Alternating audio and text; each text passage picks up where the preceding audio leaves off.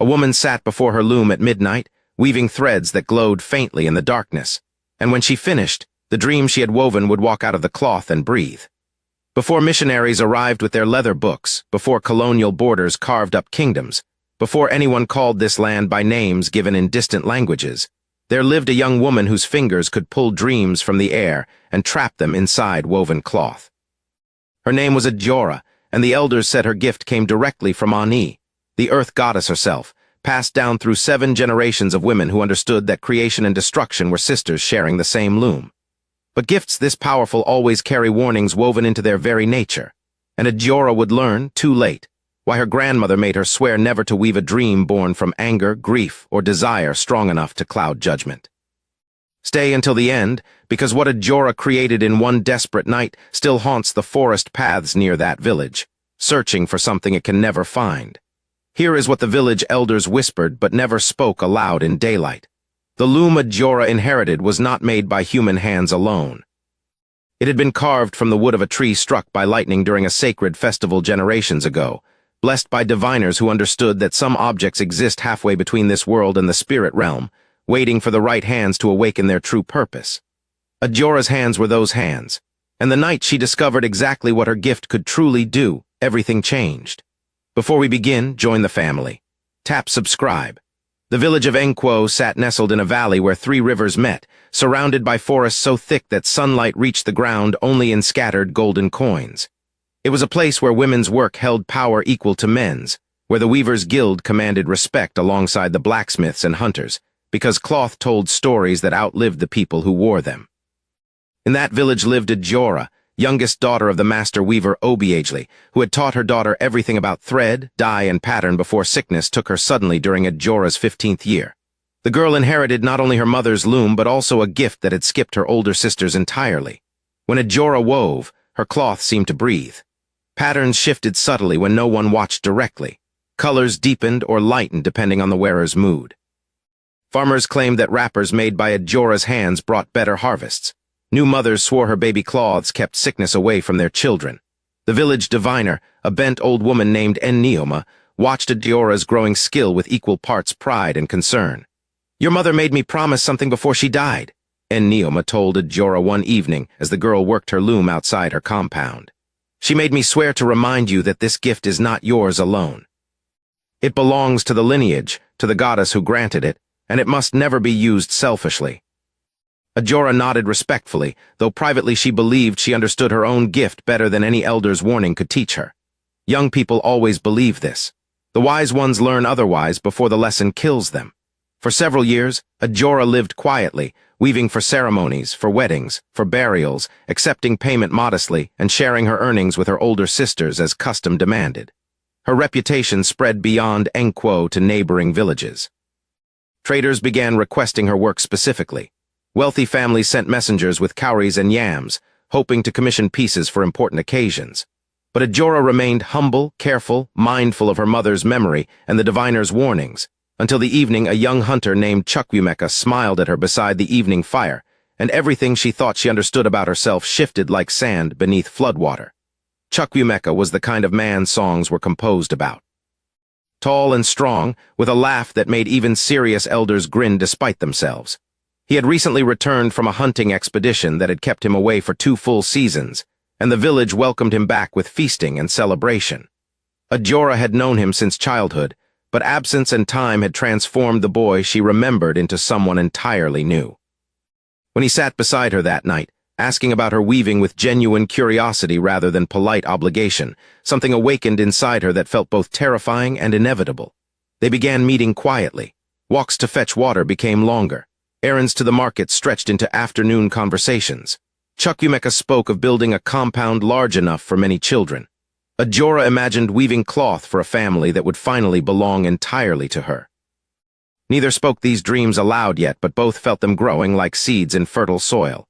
The village noticed, of course. Villages always do. Ajora's sisters teased her gently. The older women smiled knowingly. Even Enneoma seemed pleased, though she warned Ajora privately not to let new feelings distract her from the discipline her gift required. "Strong emotion makes the gift stronger," the old diviner said, "but it also makes it more dangerous. Joy can be woven safely. But anger, grief, desperate longing, These things create patterns that do not rest quietly inside cloth. Ajora promised to be careful. She meant it sincerely.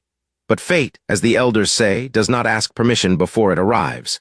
The trouble came in the form of Ozioma, daughter of the village's wealthiest trader, a girl whose beauty was matched only by her ambition and her absolute certainty that anything she desired should belong to her. Ozioma had been away visiting relatives in a distant town, but when she returned and saw Chukwumeka and Ajora together at the market, her eyes narrowed with immediate calculation. Within days, Ozioma began appearing wherever Chukwumeka went. She wore her finest wrappers. She laughed loudly at his smallest jokes. She sent her younger sisters to his compound with gifts of food and palm wine. Chukwumeka remained polite but distant, his attention still clearly fixed on Ajora. This only made Ozioma more determined. "He will tire of a poor weaver girl soon enough," Ozioma told her friends loudly within Ajora's hearing. "Men like Chukwumeka need wives who bring wealth, not just clever fingers." The words stung deeper than Ajora expected. Doubt crept in quietly. She was indeed poor compared to Ozioma's family. Her compound was small. Her bride price would be modest. What if Chukwumeka's family pressured him toward a more profitable match? The fear grew each time she saw Ozioma laughing beside him, each time the trader's daughter made certain Ajora witnessed her performing some exaggerated gesture of generosity or charm. One evening, unable to bear the uncertainty any longer, Ajora went to Chukwumeka directly. "Do you intend to marry me?" she asked, her voice steadier than her heart. "Or are you simply passing time until someone better appears?"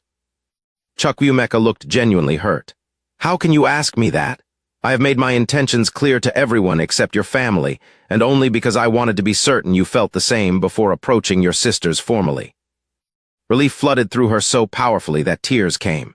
He held her gently, and in that moment Ajora felt certain that nothing could separate them. She was wrong. Certainty and truth are not always related. 3 days later, Chukwumeka left on another hunting expedition, this time a dangerous journey into the deep forest where leopards and forest spirits were said to share the same paths. He promised to return within 1 full moon, and when he did, he would speak formally to Ajora's family. She watched him disappear down the forest path, her heart full of anticipation and plans. That very afternoon, Ozioma visited Ajora's compound wearing an expression of exaggerated sympathy. "I thought you should know," Ozioma said sweetly, "before the whole village starts talking. Chukwumeka visited my father last night. They spoke for a long time about bride price and marriage arrangements." The words hit Ajora like cold water. "You are lying." "Ask anyone who saw him entering our compound," Ozioma replied. "I am only telling you so you are not humiliated when the truth becomes public." After Ozioma left, Ajora sat trembling outside her hut. She wanted desperately not to believe it, but doubt, once planted, grows quickly in soil already prepared by insecurity. She asked her neighbors carefully. Yes, someone confirmed they had seen Chukwumeka near the trader's compound the night before he left. It meant nothing necessarily, but combined with Ozioma's words, it felt like confirmation of her deepest fears. That night, grief and anger twisted together inside Ajora until she could not separate one from the other. She sat before her loom, her mother's loom, the sacred loom she had promised to use only with clear intention and calm spirit. Her hands moved without conscious thought, pulling thread, setting patterns, weaving faster than she had ever woven before. She did not weave cloth for wearing. She wove a dream, a vision, a desire so powerful it seemed to glow faintly in the darkness. She wove the perfect companion, a man who would never betray her, never choose wealth over love, never leave her uncertain or afraid. She wove Chukwumeka as she wished he truly was, faithful, devoted, incapable of deception. Thread by thread, she poured her longing into the pattern until exhaustion finally claimed her just before dawn. When she woke, the cloth lay finished on the loom, and standing beside it, as though he had simply stepped out of the weaving itself, stood Chukwumeka. He smiled at her with perfect warmth. He spoke her name with absolute devotion. But his eyes, though kind, held a strange flatness, like reflections on still water rather than windows into genuine depth. "I came back early," he said. "I could not bear to be away from you any longer." Ajora's heart leaped and then immediately stumbled. Something felt wrong, though she could not name what. His voice sounded right. His appearance was flawless. But an emptiness lingered beneath his words, as though he spoke from memory rather than feeling. Before she could question him further, her sister called from inside the compound, and the woven Chukwumeka vanished instantly, leaving only the finished cloth on the loom and Ajora staring at the space where he had stood, her hands shaking. That day passed in confusion. The woven Chukwumeka appeared twice more, always when Ajora was alone, always speaking with perfect devotion, always vanishing the moment anyone else approached. By evening, Ajora understood with creeping horror what she had done. She had woven a dream into reality, but dreams, no matter how carefully crafted, are not the same as living truth. When the real Chukwumeka returned from his hunting trip exactly when he had promised, Ajora saw immediately the difference. The real man carried exhaustion and joy together. He smelled of wood smoke and sweat. His smile reached his eyes with genuine light. He brought her a carved comb he had made during evening rests, and when he spoke of visiting her family to arrange their marriage, his voice carried the weight of real intention, not hollow repetition. "Ozioma told me you visited her father about marriage arrangements," Ajora said carefully, watching his reaction. Chukwumeka laughed in genuine confusion. "I have never spoken to her father about anything except buying smoked fish at the market. Why would you believe such an obvious lie?" Shame burned through Ajora as she realized how easily jealousy had made her doubt him. She nearly confessed everything then, the weaving, the dream made flesh, the terrible mistake. But fear silenced her. How could she explain what she had done without revealing how little faith she had shown in him? That night, both versions of Chukwumeka existed simultaneously. The real man slept in the bachelor's quarters across the village.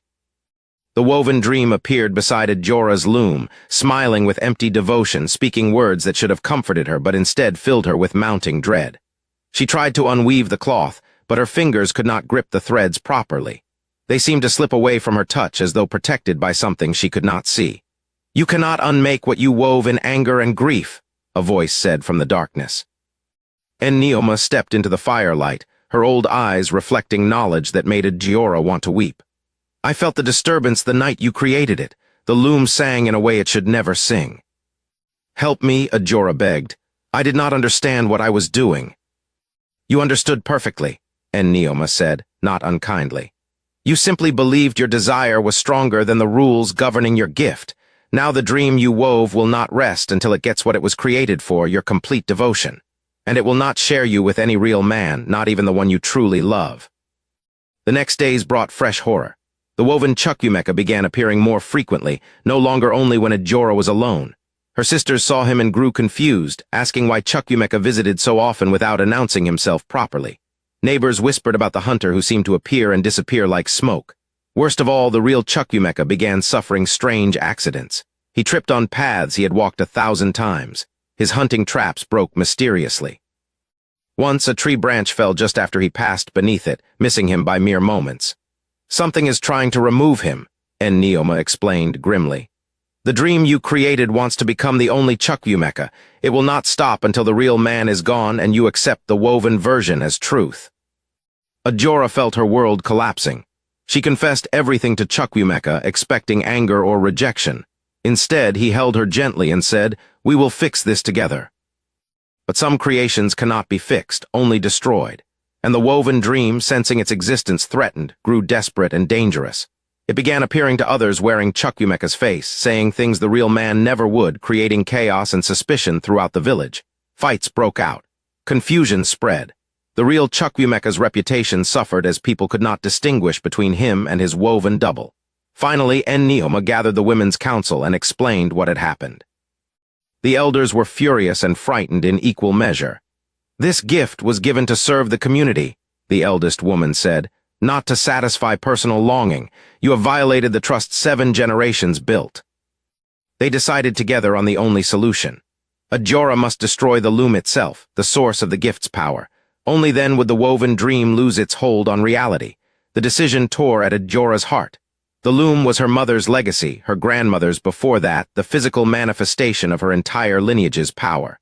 But she had misused it, and consequences, as the elders reminded her, do not negotiate. On the night of the new moon, Ajora built a fire in the center of the village square. The entire community gathered in silence. She carried the loom, that beautiful, terrible object, and placed it carefully in the flames. The wood burned with colors that should not exist in ordinary fire, purples and greens and gold. The woven Chukwumeka appeared one final time, reaching toward her with empty devotion, before dissolving like smoke in wind. The cloth she had woven burned last, and with it, the dream she had tried to force into reality. When dawn came, Ajora stood empty-handed but free. The real Chukwumeka stood beside her, solid and true and beautifully imperfect. They married quietly the following season. Ajora never wove again, though her fingers sometimes moved unconsciously as though remembering patterns she could no longer create. This story carries lessons woven through every thread. First, gifts given by the divine are not toys for personal desire. They are responsibilities that demand discipline stronger than our strongest emotions. Second, trying to force reality to match our dreams, rather than accepting reality as it truly exists, creates suffering for everyone involved. Third, jealousy and insecurity cloud judgment faster than any poison, making us believe lies that confirm our fears rather than truths that challenge them. And finally, some mistakes can only be corrected by sacrificing what we treasure most, and that sacrifice, painful as it is, becomes the foundation for genuine wisdom. Thank you for listening to this legend from the old weaving villages. If this story moved you or reminded you why discipline matters even when desire burns hottest, show your support by liking this video, sharing it with someone who needs to hear it, and leaving a comment about which lesson struck you deepest. Subscribe for more pre-colonial African legends brought to life, and turn on notifications so you never miss the next tale. Until next time, remember that the most beautiful creations require the clearest intentions, and some powers are given not to use freely but to master carefully.